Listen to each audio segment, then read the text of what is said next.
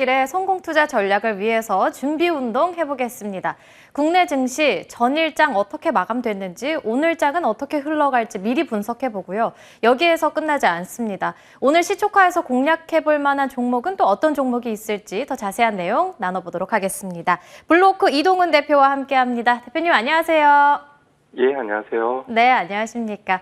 우리 증시도 그렇고 미증시도 그렇고 본격적인 어닝 시즌이 시작됐습니다. 특히나 우리 시장에서는 대표 대형주들이 실적이 생각보다도 더 잘 나왔는데 주가 흐름은 그렇게 크게 반영되지는 않고 있습니다.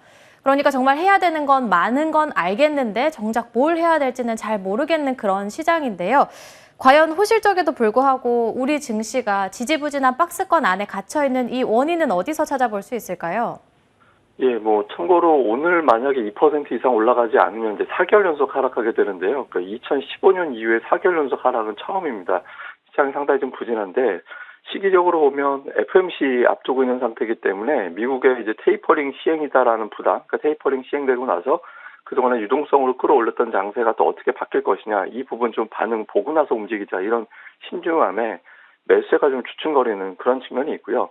또 하나는 이제 아시아 증시가 전반적으로 좀 약합니다. 그러니까 미국 나스닥이 이번 달 들어서 거의 7% 가까이 올랐지만 아시아 증시는 거의 보합권 플러스 마이너스 1% 정도에서 좀 오락내리락 거리고 있는 그런 수준이거든요.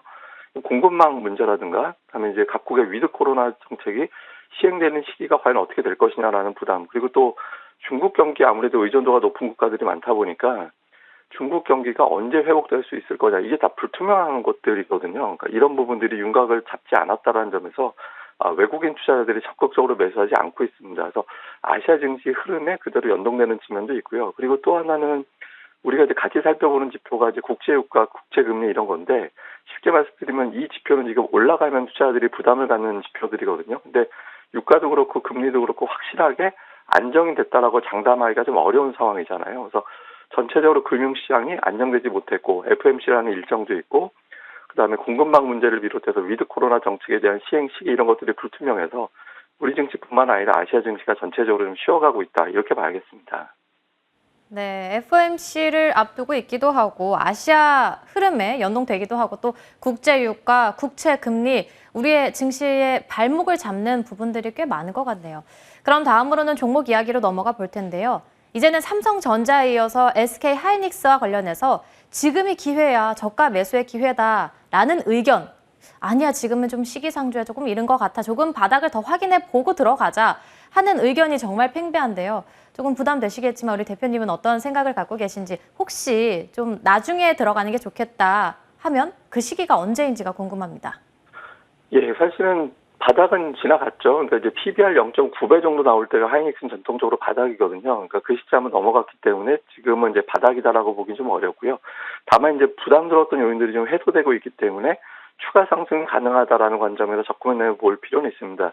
가장 컸던 반도체 공급망 문제 같은 경우는 최근에 중국의 미세먼지량이 늘어나고 있고 또 말레이시아의 확진자 수가 줄어들고 있거든요. 그래서 이런 부분들 종합해 볼 때 이제 전력난 공급망 문제가 조금 진정될 가능성이 있어서 내년도 이후가 된다라면 이 부분 정상화 가능성이 있고요. 그리고 또 어제 삼성전자가 실적 발표하면서 반도체주에 대한 업황 우려, 디램 가격에 대한 우려감이 좀 진정됐잖아요. 그래서 이런 부분들을 감안해 본다라면 하이닉스가 저점 대비 거의 20% 가까이 올라와 있는 상황에서 매물이 나올 가능성은 있지만, 만약에 조정이 나온다면 가령 10만 원대 초반 정도 내려와 준다라면 조정을 전제로 그때 시점에서는 좀 매수해 볼 만하고요. 지금 이제 추세선으로 보면 상단 부근에 위치했기 때문에 좀 부담스럽거든요. 그래서 조정 시 매수 10만 원대 초반 정도 내려온다라면 공략한다, 이런 정도의 전략을 세워보시면 되겠습니다.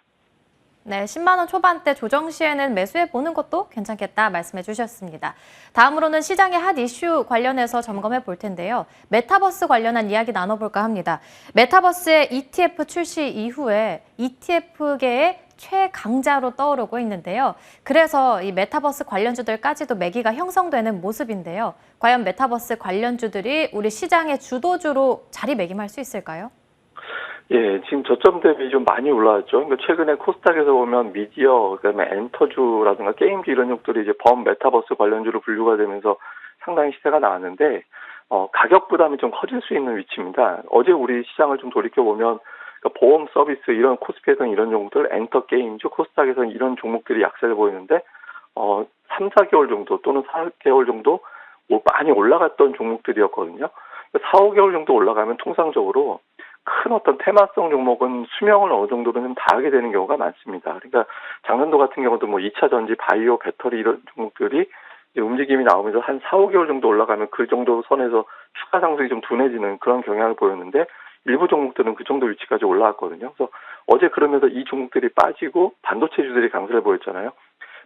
지금 지점이 고점이다라고 장담할 수는 없겠지만 점차 매수세가 분산될 가능성이 높은 그런 위치이기 때문에 지금부터 메타버스 관련주에 신규로 접근한다라기보다는 종목별로 좀 따로 엇갈리는 상황을 감안해 볼 때 좀 신중해질 필요가 있다 이렇게 봐야겠습니다. 그래서 전체적으로 메타버스 관련주의 추가 상승은 충분히 가능하겠지만 가격 매력적인 측면에서 본다면 접근하기에는 좀 어려운 구간이다 이렇게 봐야겠습니다.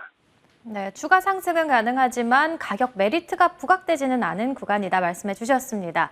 마지막으로 오늘 종목까지 들어보겠습니다. 시초가에 공략할 만한 종목 어떤 종목일까요? 예, 어제 워낙 반도체가 좋았고요. 최근에 반도체 장비주들 추세가 좀 괜찮습니다. 그래서 PSK라는 종목을 소개해 드릴 텐데, 하이닉스가 올라가면서 반도체주에 대한 관심이 올라가고 있죠. 그리고 PSK 자체도 올해 매출이 한 35% 정도, 그리고 내년도도 두 자릿수 이상의 매출과 이익 증가를 예상하고 있거든요. 그리고 무엇보다 최근에 코스닥 시세를 주도하는 게 기관인데, 기관이 최근 들어서 7거래를 연속해서 매수를 해 나가고 있습니다. 그래서 수급도 좀 비교적 탄탄한 그런 모습이 나오고 있고요. 그래서 전략적인 측면에서 접근해 본다라면 매수가는 38,500원 정도, 약간 조정이 나온다라는 것을 전제로 공략해 보겠고요.